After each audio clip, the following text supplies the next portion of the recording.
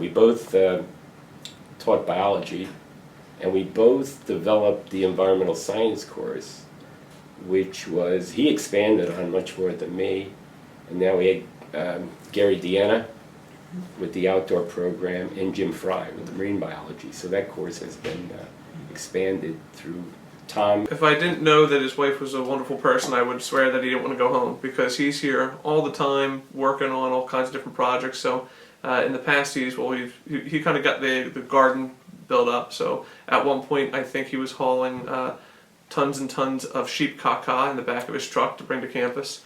He got a tree that was taken down for Duffy, he got milled, and then he worked with kids to build the raised beds for the garden. Made trips to Kennett Square to go get mushroom soil to bring back for the garden. He's taken wood chips from projects that he's done for doing tree work and lined the paths going down to the pond.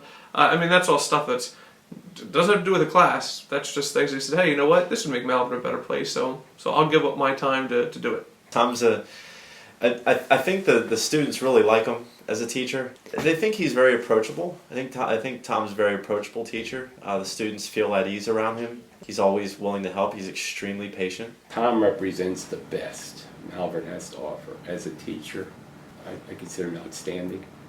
As a department chair for 15 years, everything ran smoothly. He, subsequent to my 15 years, introduced much more. We had the technological expansion. Most of all, to me, he's probably one of my best friends. We love to go fishing together.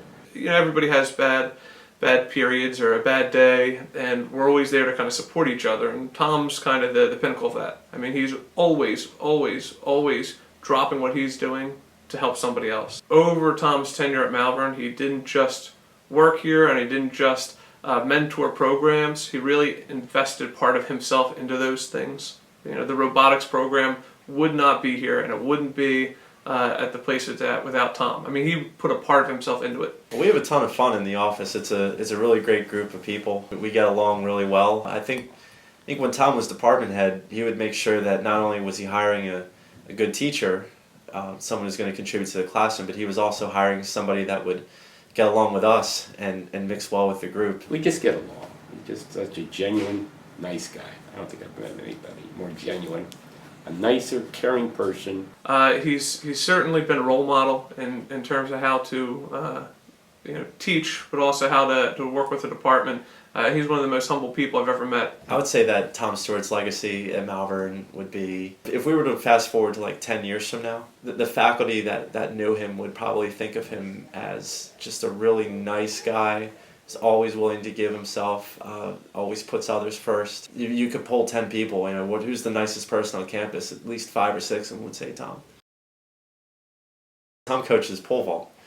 It's probably one of the most technical things you can coach, and pretty much the same way he is in the classroom. He's an easygoing guy. He's very approachable. He was never afraid to learn more about his event. He's got a great eye for it. He can see things that happen in an instant, and the pole vault happens. The whole vault happens in half a second, but there's 526 muscular movements or something like that, and he sees every one of them. So he's great as a pole vault coach, and the kids really love him. One story I would tell, when we go fishing one day, I was always fishing on the left side of the boat. And Tom asked me, well, why are you fishing always on this side of the boat? Well, I said, Tom, the way it works out, when I get up in the morning, if my wife is sleeping on her left side, I always fish on the left side of the boat. I think I'm going to be luckier. If she's sleeping on the right side, I'll fish off the right side of the boat. And Tom looked at me and he said, well, what if she's sleeping on her back? And I said, well, Tom, then I don't go fishing. I'll never forget, towards the end of my first year here, or first year knowing Tom, I said, I got to cut this tree down at my house. He goes, oh, I can help you with that. And I said, oh, great. Well, I got a chainsaw, and I have a rope, and I have a ladder. He goes, well, I got a chipper. So you have a chipper? Who has that? And I found out that Tom had a tree service, and a week later, a 55-year-old coworker was 40 feet up in the air in a tree with no ladder or rope holding him up with a chainsaw strapped to his waist. I gotta show visual aid here, okay? This is what I was given for retirement 3 years ago. It says, life is simple, eat, sleep, and fish. Of course, we do a lot of that. I wrote gamble here for me personally. Tom is not a gambler. But probably my biggest disappointment in life at Malvern, and I was the one that set up the science department annual poker tournament, which is on the Thursday of graduation in the afternoon. My biggest disappointment is that he being a non-gambler, he won the first poker tournament. When I got hired, now Tom, I'm sorry, I gotta tell a story.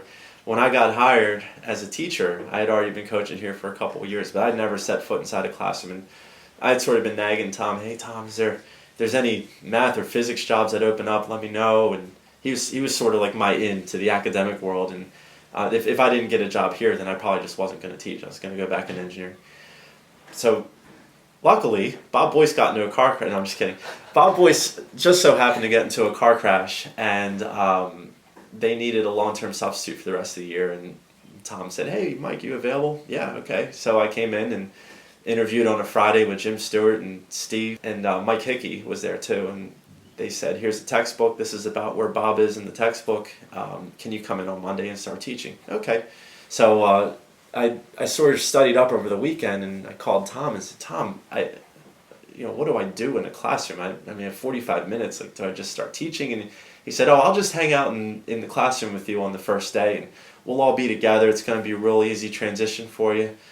Okay. So Monday comes around, and step into the classroom, and Tom introduces me to the class. I'm shaking. I'm so nervous.